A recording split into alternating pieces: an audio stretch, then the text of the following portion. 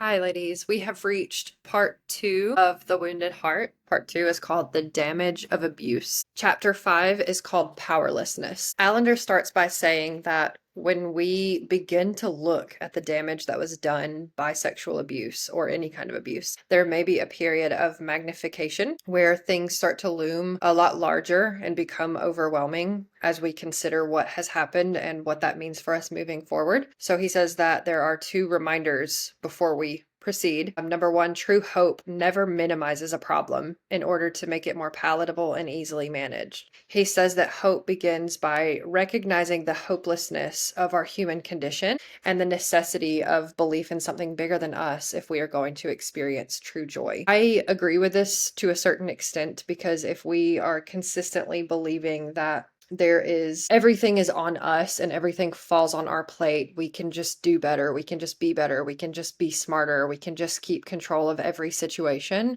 I think that that strengthens this feeling of powerlessness because we're never going to have everything turn out perfectly the way that we're hoping it will in order for us to feel safe. And I think that when we learn to let go of some of those outcomes and say, okay, some of these things are not up to me, I think that is where we can learn to step into what our power actually is. He says a second reminder involves the danger of myopia. If one begins to look through a microscope for too long at a single group of cells, it is possible to develop tunnel vision. So he says that in this chapter, we focus on the experience of powerlessness, but that there are other factors involved in the damage that include and go beyond the feeling of being helpless. So if we just focus on one aspect, for instance, okay, we feel helpless and powerless because of what happened to us, that we limit our perspective and we could create the illusion that one part of our experience is more powerful, more significant, or more damaging than other. And he says that we have to remember that there's powerless, there's betrayal,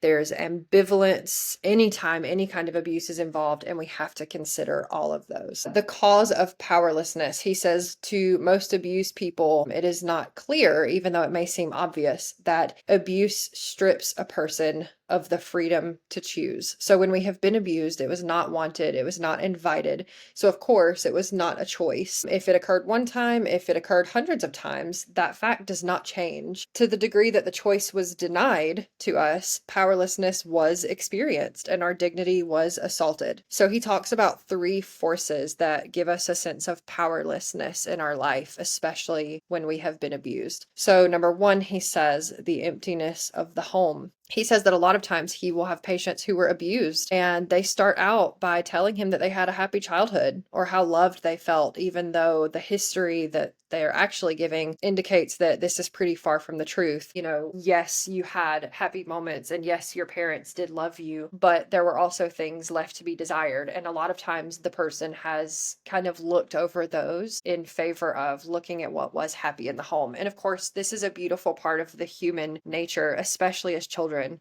that we want to look back and we want to have happy memories. But he says that this is also a defense mechanism or a coping mechanism of fighting against the powerlessness that we had to change the emptiness of our home. So if we lived in a home where we were parentified or there were not great boundaries or a routine was in order that is not stable for a child, is not healthy for a child, if we experience things that we really shouldn't have, and most especially if we were abused or sexually abused. As children, we try to figure out a reason that that could have been. We try to figure out something that we could do to change that. And so we actually in those moments are so truly helpless because there's many factors involved in a family. There's many people, there's many communication styles, there's many past histories. There's so many things that determine what kind of home you live in. And we're learning to view life through our perspective. And when the home is painful to any degree, we are helpless to change that.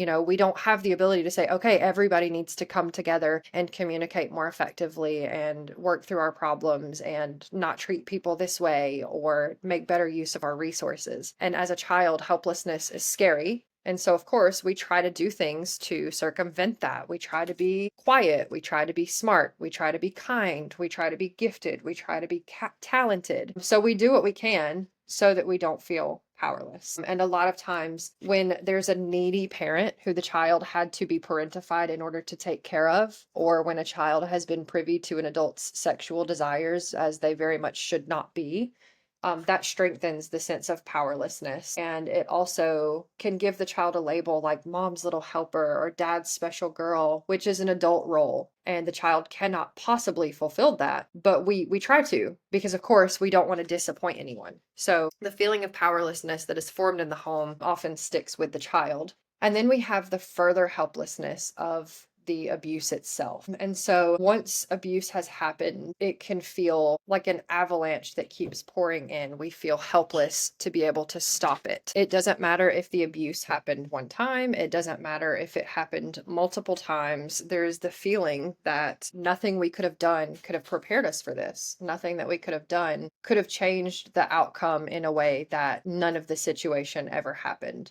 And so what we have to look at here is when we are a victim of abuse, the one big reason why we feel so powerless to that is because we weren't given the choice to make the choice. No one sat us down and said, okay, this is what's about to happen to you. You need to have all the information here to make an informed decision. Okay, this is how you're going to be treated. This is how that's going to feel. This is what this is going to look like. Okay, can we proceed? Are you ready to move forward? That didn't happen. And so we move forward into the situation with the perspective that we have of life, rightfully, because we are a person with our own perspective. And to some degree, in any situation of abuse, part of that perspective is going to be shattered. And a big piece of that is that we didn't consent to that. We didn't know that that was going to happen. And so we feel powerless to what happened there because it's like, what could I have done to change it otherwise? The author goes on to talk about how the experience of powerlessness does not have to destroy or damage the soul, but in most, if not all cases, this sense of helplessness does lead to deep scars and wounds. So he calls it internal damage that can follow the path of doubt, despair, and deadness. So looking at doubt, of course, we have the experience of self-doubt. It's very common when our efforts fail to bring the results that we were looking for. Failure can feel like something that's just going to nag at us until we can figure out what it was that we could have done better or how we could have tried harder. Personal input here, I believe that a lot of abuse also causes us to have doubts in others. So not only do we doubt ourselves because we could have changed that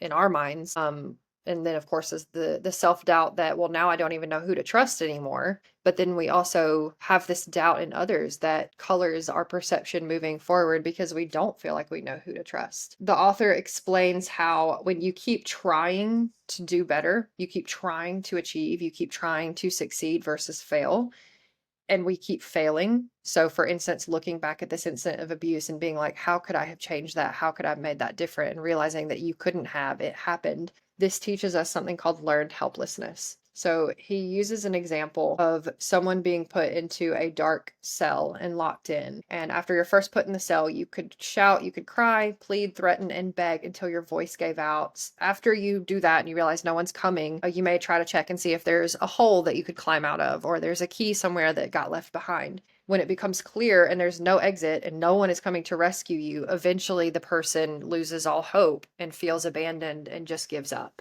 And he says this is what happens a lot of times when we've lived in this place of doubt and despair. It's this heart sickness that just causes a deadening of the soul. So people will actually cut off the parts that feel rage, pain, desire, excitement, whatever felt like a threat to them. They will eventually turn those pieces off of themselves. So he gives examples here of, if I don't feel anything, then he will stop because he's looking to get a reaction out of me. Then it may become, if I never feel anything at all, then at least he'll never have the pleasure of seeing me respond to this. And then that over time can become to, okay, well, I'll just never feel anything at all, ever, because then no one can hurt me. So this is a process of deadening that can occur over time. He talks about the consequences of feeling powerless. He says that eventually we lose our sense of pain because we become desensitized to it. We learn to turn off that part of us that has been feeling pain. And he gives us a new perspective that pain is actually a gift. So he talks about a doctor who studied and treated leprosy, and he found that the disease leprosy destroyed its victims by numbing their endings. And so they would be able to put their hand or feet into dangerous extremes of heat and cold and harm, and they would have no awareness that they were doing that. So he says that this loss of pain caused them to actually put themselves into more harmful situations that they wouldn't have before. So he's saying that there's a parallel to our human condition and to our life. It's a beautiful metaphor that brings perspective and honor to the experience of suffering. Because an abused person will forfeit the experience of pain. We could have splitting, we could have dissociation, we could have denial, we could have loss of memory, segmenting memories, separating feelings into categories of good or bad so that we know which ones are safe to feel and which ones are not. And then it becomes a huge barricade between the two that can also cause us to separate our own traits as a human into good or bad. And so instead of being able to accept all the parts of us that make us human, that make us vulnerable, that make us lovable and endearing and in need of protection and safety and respect and make us so courageous, we learn to separate certain categories into these traits make me good, these traits make me bad, these are not okay, and these are. So we really get a sense of losing ourselves in trying to deaden ourselves to the pain led by hopelessness. He says that this internal struggle eventually leads to forgetfulness, because the struggle of being powerless in the face of the evil and emptiness that comes with abuse, it becomes easier to just forget it and deny it and just keep moving on with our life and going into autopilot. But he says that when we abandon pain, we lose a sense of being intact and alive. He goes a little bit more into this loss of self that happens. This part was fascinating to me. He talks about how he was on a Boy Scout field trip as a child. There's a picture looking back, and he sees himself in the picture wearing shorts and a t-shirt and a Davy Crockett coonskin cap. But this was a field trip to the governor's office, and so all of his peers were wearing a shirt, a tie, and a suit. And he says, looking back at that picture, he is absolutely mortified. The governor is in the picture, and he's the one dressed super casually with a coonskin cap on his head. And he says that 20 years later, he can feel his face blush. And yet he's trying to figure out, he's thinking deeply into this, like, why does this affect me? Well, I'm blushing because I know that he is me. And he says, then I dig deeper into what is me? I have no idea. I know that at that point I was that boy and that's what I wanted to wear that day. But now, 25 years later, I'm a balding man, I'm overweight, I'm slow, but that's just traits of me. And so he's trying to figure out who I am. And he realizes that it's all this accumulation of the memories and of the things that have happened to him. And so, for instance, he wanted to forget that memory because it was so embarrassing. But to forget that memory means that he's also forgetting that piece of that little boy who he was. And the more of these experiences that we have over time that are embarrassing or painful that we forget about because it's awful to look back on them or painful to think of them, eventually we're just blocking out pieces of ourself of who we were. And that comes forward with us into our own life where we look back and we kind of feel like a stranger to ourselves and a stranger to our own history. And so we have patterns of lying or deceit or self-destructive activities that we don't really know why we're doing them, but we've had to forget some of those pieces of our past that forced us to concoct a new version of ourselves in the present so that we could be kept safe. So I like how he touched on the self-destructive actions that we can do that we can't really explain why we did them, but it was in an attempt to forget that part of ourselves. He also says that we lose a sense of our judgment. So all decisions involve the use of perspective. We cannot make a choice without the use of thought or feeling. What occurs when we make a choice without awareness of hunger and thirst or a sense of self? We will continue to make decisions, but our energy will be defensive and self-serving or self-protective. Ultimately, all choices will be directly or subtly designed to keep our soul under wraps and the past hidden behind a veil of shame. The tone of our life will be rigid and distant, elusive and uninvolved, no matter how kind or sweet our disposition. Careful scrutiny will show how a painless person's judgment is darkened by her lack of soul. So the example he uses here is a woman who went to a new gynecologist and she got a bad vibe from this guy and she really didn't feel comfortable around him. She thought that some of his questions were inappropriate. She brushed them off and said, "No, I'm being crazy. This guy has a medical license. He's here to help me. Stop being ridiculous," as she's talking to herself. So then she came back for another appointment and got an even worse sense from this guy and was like, okay, that was a bit too much. That did not feel comfortable. She still talked herself down from that ledge and was like, nope, you're being dramatic. Stop it. So she went back in to the next appointment and he assaulted her. So looking back, she had learned to question her own sense of judgment and talk herself down when in fact it was her intuition talking all along. But what actually happened is that loss of her sense of judgment led to a re-victimization. So she believed that if she kept everything under control, then she would not feel powerless again. And so I'm going to follow the rules and I'm going to just, do what I need to do here because that makes sense. So she felt victimized again after the occurrence because once again, she was wrong. What could I have done to make that any differently? And she started beating herself up. So this is important because he talks about how abused men and women will often find themselves in relationships with people who are not trustworthy, not faithful, and not fully loving. He says that this is a way to avoid pain, but this could also be a result of the loss of judgment. So there's many layers to this here. But if we're looking from a shame point of view, then poor judgment in, let's say, who you get into a relationship with. Of course, it would make sense to say, well, we don't feel worthy to be in a relationship with a truly loving man. So we're going to go be in another relationship with a guy who is not those things. We're not worthy of that. It's different when we look at it from contempt and self-hatred versus shame. Because a woman who felt stripped of her power in important relationships, she ultimately learned to feel out of control in relationships with others. And so when she meets a man who could potentially offer kindness and respect and love, she has a choice. Do I allow myself to hope deeply and therefore make myself vulnerable to being crushed again? Or do I settle for a relationship that touches more shallow parts, feels good, excites, and nourishes for a short time, but will likely end in disaster? So it comes down to who will provide greater fear for me. Am I going to be more afraid of a committed and loving man or an uncommitted and selfish man? And this may not make sense to a lot of people, but a lot of these decisions that we make are actually from a place of fear, which means they're from a place of self-protection. I'm just trying to gain as much control of the situation as I can so that I don't have to be hurt again. And a lot of times, most of the time, this is subconscious. So a man who might truly offer a relationship could potentially scare an abused woman far more than an unfaithful man, because at least the unfaithful man is predictable. Our hopes aren't going to get too high, and it's not going to hurt as much when he does the same things over and over. But if we let ourselves get into a healthy relationship, we're going to be terrified sometimes because we might feel like we're completely out of control when we do start to feel that sense of vulnerability and opening up.